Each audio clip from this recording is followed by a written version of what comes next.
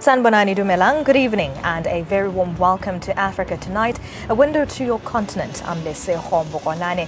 Let's take a look at stories making headlines across the African continent. All eyes on Africa at the World Economic Forum in Davos. South Africa and neighboring Zimbabwe lead the pack in selling African countries as investment destinations. The Bring Back Our Girls campaign continues despite the detention of activists by Nigerian police. The movement is staging a series of protests in Abuja to bring awareness to the plight of the missing girls 4 years on. And Miss World 2018 Demi Lee Peters touches back on African soil, cheers and salutes as South Africa's own returns home.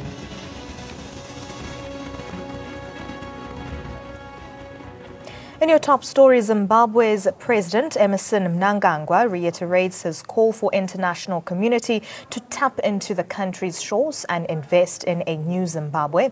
Mnangagwa joined world leaders in Davos for this year's World Economic Forum. The new president is using the platform to show the international community how he will be different from his predecessor Robert Mugabe, who had ruled the country for 37 years. And speaking to the BBC, Michel Husseins, he says his party would accept defeat should ZANU-PF lose the elections. Let's take a look. After the 12th of February next month, I'll be able to make a proclamation of elections. So I believe that elections will not be in July. They'll be earlier than July. Earlier than July this year. So within the next few months, elections will take place in Zimbabwe. Correct, yes. A resolute, confident and optimistic Emmerson Mnangagwa puts Zimbabwe's best foot forward at the World Economic Forum in Davos. This time around, Zimbabwe is open and transparent. We want to have free, fair, credible elections, free of violence. If you have that criteria, why would you want to deny international observers coming to our country? Mnangagwa, who became president last year after Robert Mugabe was ousted, reiterated his pledge for free, fair and transparent elections. We said we abide by the results. We are very clear. The purpose of an election is to have the electorate select a team of a team of persons whom they think addresses their challenges and their needs. If we lose elections, that's it. Whichever party wins the election will proceed to take the reins of power. In his quest to spread the message that Zimbabwe is open for business, Mnangagwa says he's willing to sit down with United States President Donald Trump for investment opportunities in Zimbabwe. If President Trump came here today when I'm still around, I'll be able to talk to him. I'll be able to make requests from him and say, oh, Mr. President, Zimbabwe is open for business. I know Americans like to play golf. Come and build golf courses at Victoria Falls. Bring American Airlines, Victoria Falls, build hotels. And they'll give incentives, 5-year incentives for you to do all those things. We're open. Earlier this week, Mnangagwa made a call for international observers, including the UN officials, to watch over the country's upcoming elections. Bureau Report, ANN7. And South Africa, too, is not far behind. The country is making the most of the World Economic Forum platform. The delegation from South Africa has reached out to international partners to position the country as an attractive investment destination and trade partner. Deputy President Ramaphosa has met with various African leaders, and the founder of WEF, Professor Klaus Schwab, IMF Chief Christine Lagarde, met with Ramaphosa and agreed that structural challenges were a burden to economic growth in South Africa. She stated that bold and timely reforms are needed in the country to create an environment favorable to job creation and less inequality. The reception that we got from potential investors and current investors was very positive. Everybody is feeling very positive about our country now, and the re-rating of our currency with the rand having broken through the 12 rand mark to the dollar also infuses a lot of confidence in many people, and they see that as a great boost for the economy of our country. We're talking more about how we are reforming ourselves, dealing with the issues they have raised. Corruption was one of the key issues they raised, and we addressed that and told them that we're dealing with corruption. We also informed them that we are managing the transition process, where President Zuma is the president of the country and I'm president of the African National Congress. That is being managed, and is being managed well. And we also dealt with how we are going to promote further investments into the country. They're dealing with uncertainty at a political level as well as at the regulatory level. We've just had a wonderful session on South Africa, which was called South Africa Strategy, and it dealt with a number of issues that our country is facing right now. In the audience were cabinet ministers, but we also had a number of investors from all over the world, some who have invested in the country and some who are thinking of investing in the country. And what they wanted to know is, where is South Africa going right now? And we informed them that South Africa is open for business. We are now on a path of renewal. We're on a path of uniting our people, uniting business, government, labor and communities. Economist Ian Cruikshanks joins us over the phone line. A very warm welcome to you and thank you so much for your time. Now, for Mnangagwa, Davos presents an early opportunity to mix with the global elite and to showcase himself and his administration as he is trying to build relationships following 2 decades of Zimbabwe's international isolation. Is Zimbabwe fit to be offered for sale? I think that Zimbabwe has made a positive mood. The fact that they have made it quite clear that Zimbabwe is open for business, that they realize that they have to change the structure of the way the economy has been operated in the last decade or even more is important. And I think that there must be a recognition that they have huge natural resources, that it wasn't that long ago, a couple of decades obviously, that they were known as the breadbasket for Africa. Now they're the begging bowl of Africa. This can be changed because the assets, the infrastructure is still there, and I think that it's been emphasized in a way that has made clear that they're open for partnerships, and partnerships are the way to get ahead, to give a share to those who come in as prospective partners and to those who are there, currently there, to try and drive it forward. This is a good beginning, but it has to be seen that there's credibility, that there's financial resources which are going to be put behind this, and that there's not just something to win, there's something to lose. And if that is recognized, then hopefully they can press ahead. And talking about credibility, is Mnangagwa a man with whom the Western nations can do business with? He has till now shown all good intentions to open the gates to the world. We don't know. You know, that's a question that can't be honestly answered because the experience is too short. If one has to look at assurances and at promises, yes, it's looking promising, and I think that that's important. There's a move away from the purely socialistic of we're the state and we will take it when we want it and we will tell you how we're going to operate it. There seems to be more of a move towards partnership, towards allowing the private sector to come in, to allowing foreigners to take a stake in the economy, bring their capital and expertise, and this is quite positive. So hopefully, I think that it could be a sign. And now the African continent has always been seeking aid from the Western nations. Is it feasible for them to work with Zimbabwe, or is it too soon? As you have said that trusting Mnangagwa at this point, we're not sure if he is the man that the Western nations can do business with. Clearly, on a very short experience, they can't be sure. But at least it's a step away from where they were, which was under Mr. Mugabe's regime, where there was no interest in foreign participation. At least now there is a door that has been opened and said, come and talk to us, and let's see if we can do it together. That's positive. And Mnangagwa has already promised to adopt a free market capitalist approach to the economy. Do you think this will work in his favor?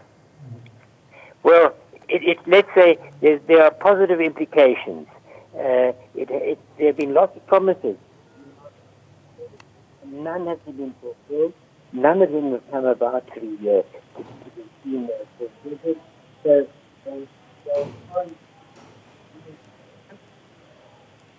Right, it seems like I have lost the economist Ian Cruikshanks. He was joining me over the phone line, and we were discussing that South Africa is not too far from behind as well from Zimbabwe with building the country, as the country is making the most of the World Economic Forum platform.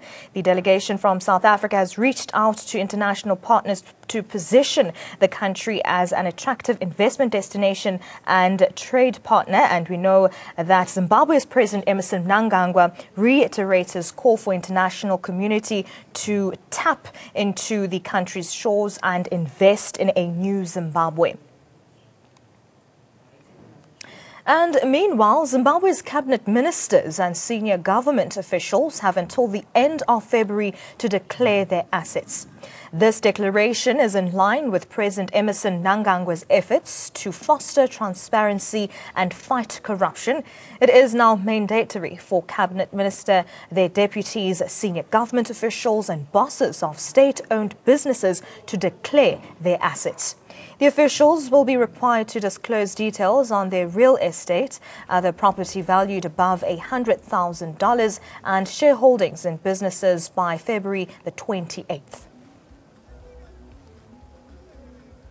At least 30 people have been killed in a double-car bombing in Libya's eastern city of Benghazi. According to the Libya Observer, the first bomb went off outside Salmani neighborhood's Beit Radwan Mosque, frequented by the fighters of Brigade 210 from Eastern Libyan security forces. More than 30 people have died and dozens others wounded after two-car bombings outside a mosque frequented by jihadist opponents in Libya's second city of Benghazi. The attack followed evening prayers, underlining the continued chaos in Libya, which has been racked by violence and divisions since dictator Muammar Gaddafi was toppled and killed in 2011's NATO-backed uprising.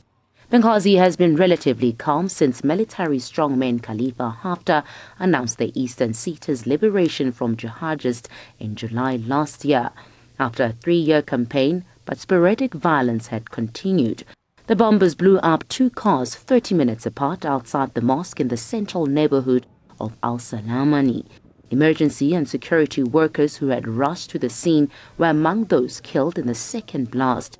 There was no immediate claim of responsibility, but the mosque is known to be a base for Salafist group which fought the jihadists alongside Haftar's forces. The mourners gathered outside the mosque on Wednesday, walking through puddles of water stained red with blood. The vehicles in a parking lot outside the mosque were burnt out and mangled, their windows shattered. Authorities says the seat of Al-Jalala Hospital received 25 dead and 51 wounded. The Benghazi Medical Center received 9 dead and 36 wounded. Ahmad al-Futuri, a security official for Haftar's forces, was among those killed. The medical officials said many of the wounded were in critical condition. A UN-backed unity government based in the capital of Tripoli, the Government of National Accord, the GNA, has struggled to assert its authority outside the West. The GNA condemned the attack as a terrorist and cowardly act. The death toll is likely to rise. ANN7 Bureau Report. The trial of a dozen soldiers and a civilian accused of a conspiracy against state security to overthrow the Niger regime in 2015 opened in front of a military court in Niamey. Proceedings were halted when some of the defendants' lawyers left the courtroom, protesting not to see a number of their requests granted. Over 10 defense lawyers requested and obtained the disqualification of one of the military judges and former chief of staff of Niger's president, Mahamadou Issoufou. Code de justice militaire, ce n'est pas, mais les dispositions qui y sont contenues vont à l'encontre de la Constitution nigérienne, à l'encontre de la charte africaine, à l'encontre également de la Déclaration universelle de l'homme. Liberians look up to newly elected President George Weah with great expectations.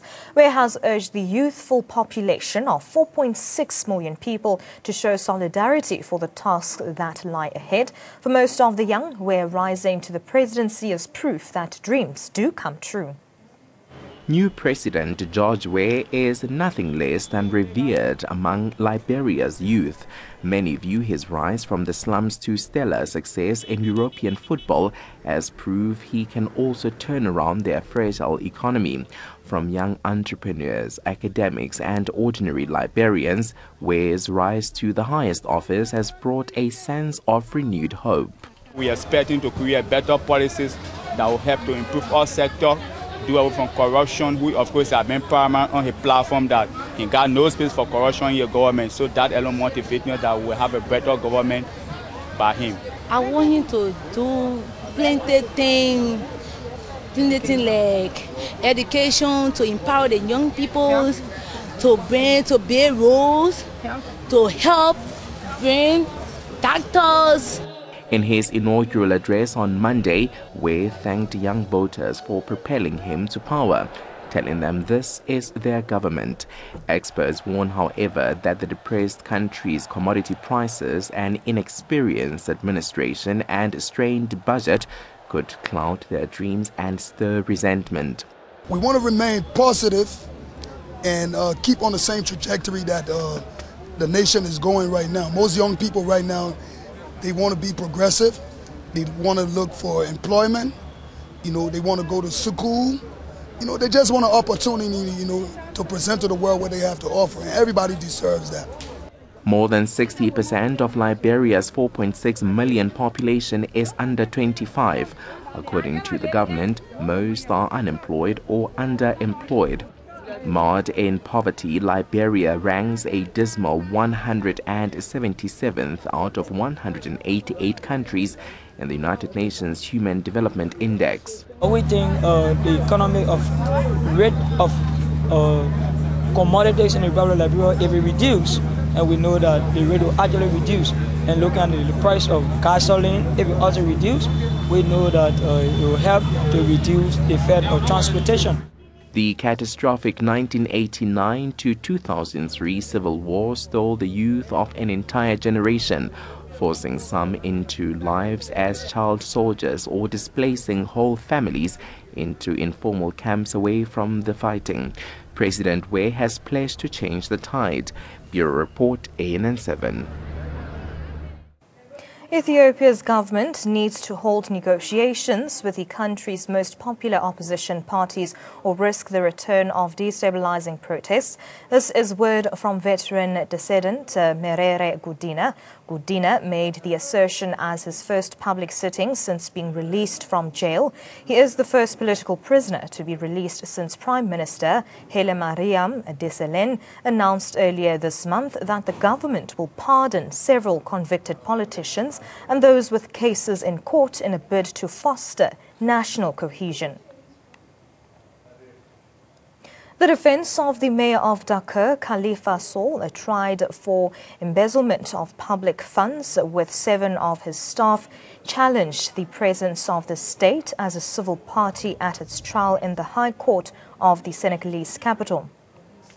The lawyer pointed out that local authorities in Senegal had a heritage and resources distinct from those of the state. Opened on December the 14th, the trial of Khalifa Sall, one of the main opponents of President Macky Sall, was postponed twice before the actual debates began on Tuesday.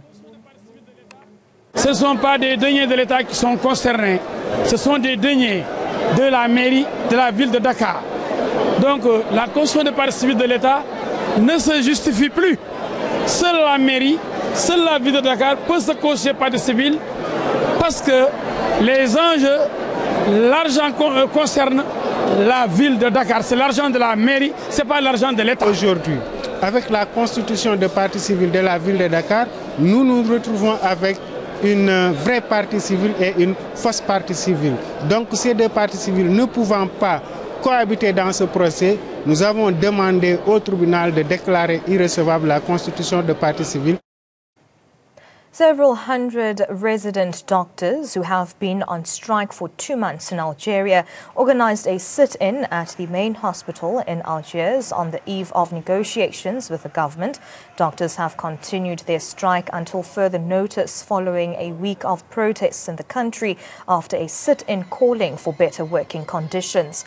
A number of terms were agreed to by the Ministry of Health verbally, according to the Doctors' Union, which includes more flexibility during civil service, the right to housing and transportation access, and better training. The Bring Back Our Girls campaign remain undeterred by the detention of its activists and plans a second day of protests in Abuja. The planned protests at Unity Fountain followed police action on Tuesday against BBOG, an organization launched in 2014 after the Boko Haram abduction of more than 200 Chibok girls was met with local and international outrage. Its leader and former Nigerian Minister of Education, Obi Ezekwesili, was among those detained in a move that surprised activists and sparked demands for an explanation. The Bring Back Our Girls campaign will continue despite the detention on scores of its activists. This is word from the movement's leaders following the arrest. Nigerian police briefly detained activists calling for the release of the Chibok schoolgirls kidnapped by Boko Haram jihadists nearly 4 years ago. We came today for our usual march. We did our usual procedures like informing the police. But when we were here and were about to leave, they barricaded Unity Fountain and said we weren't going anywhere. They said they had orders from the IG of police or wherever they said they did get the orders from, that we were to be confined to the Unity Fountain. But that's against the law because the Constitution of the Federal Republic of Nigeria guarantees us freedom of movement in the first place. Hashtag Bring Back Our Girls has been calling on the government to rescue or secure the release of scores of girls abducted from the remote northeastern town of Chibok in April 2014. It also wants the return of thousands of other women, men and children who have been seized during the conflict, which began in 2009 and has killed at least 20,000 people. Well, some of our members were dragged on the floor. Some of them had their phones taken away, and then some of them were threatened. There was a particular member, a policeman, who said he was going to shoot one of our members. And then some of our equipment, our sound equipment, were broken by the Nigerian police force. About 12 people were taken into custody and were held at an Abuja police station for approximately 4 hours. Nigerian police say they brought the members of the hashtag Bring Back Our Girls group to the station because they reacted violently during the demonstration. Well, it doesn't affect the BBOG movement in any way. We are resolved tomorrow 9 a.m. on the dot. We are meeting here again and we are doing that same march to the villa. And next tomorrow again, we are coming out here to do that same march to the villa. We've been through this before. We've been attacked, we've been maligned, we've been physically attacked by the Nigerian police force. This is not the first time. In 2014, the Nigerian police force attacked BBOG. So it happening in 2018 again is something that we are used to. Over the years, we have seen the police come at us, attack us, injure us, and all of that. So tomorrow again, we are doing our marches, and then we'll continue with our daily sit-out the way we've always done. The kidnapping of 276 students from Chibok sparked outrage around the world and brought global attention to the insurgency in Nigeria's northeast. 57 Chibok girls escaped in the hours after they were kidnapped. Since then, 107 have escaped, been rescued or released in deals struck between the government and Boko Haram. 112 are still being held. Bureau Report, ANN 7. The Bill and Melinda Gates Foundation has invested $45 million towards Burkina Faso's health sector. The financial assistance, spread over 3 years, aims to improve the nutrition and health of women and children in Burkina Faso. The funding will be allocated to various nutrition programs, including those aimed at promoting optimal infant and young child nutrition, as well as improving access for families' nutritious and affordable diets. Burkina Faso's nutrition programs get a major boost from one of the world's richest men. Bill Gates, through his foundation, donated a staggering $45 million towards the improvement of the country's healthcare system. The investment comes at a time when Burkina Faso battles to provide adequate care for its citizens. We're announcing $45 million to Burkina Faso government around the areas of women's nutrition, empowerment, and family planning, because we believe that women are the center of the family. And if they lift themselves up and we make the right investments, the Burkina Faso government is already doing that, they lift up the rest of the family. Burkina Faso, one of the least developed countries in the world, has great difficulty in controlling its population, which is growing at a rate of about 3% per year. Melinda Gates said investing in women will help to improve the lives of families. You know, there are many cultural issues as to whether a woman can take the decision on contraceptives in her family. And so it's both to support demand creation, helping women understand that spacing their births will save their children's lives and their children will be healthier. And it's also on the supply side, making sure that there's a mix of contraceptives out in clinics and in community health care workers' hands. The bulk of the money, $34 million, aims to fund programs that promote nutrition in infants and young children and improve access to healthy, affordable diets. $10 million will be allocated to contraceptive programs to help women plan and space their pregnancies. Et Madame Gates est là pour dire qu'elle s'engage avec nous pour atteindre les résultats fixés dans le plan national de développement économique et social en matière d'accélération de la transition démographique et d'amélioration de la nutrition des mères et des enfants. Et nous sommes reconnaissants à Madame Gates pour cette contribution inestimable qui, j'espère, va aller en s'accroissant. Mrs. Gates also announced a funding initiative for contraceptives in 9 African countries: Benin, Burkina Faso, Ivory Coast, Guinea, Mali, Mauritania, Niger, Senegal, and Togo. Money invested by the governments will be matched up to $15 million. Bureau Report, ANN7. Demi-Lee Nell-Peters has arrived at OR Tambo International Airport for the first time today since clinching the Miss Universe title in November last year. The 22-year-old will be in her home country for her official homecoming celebration.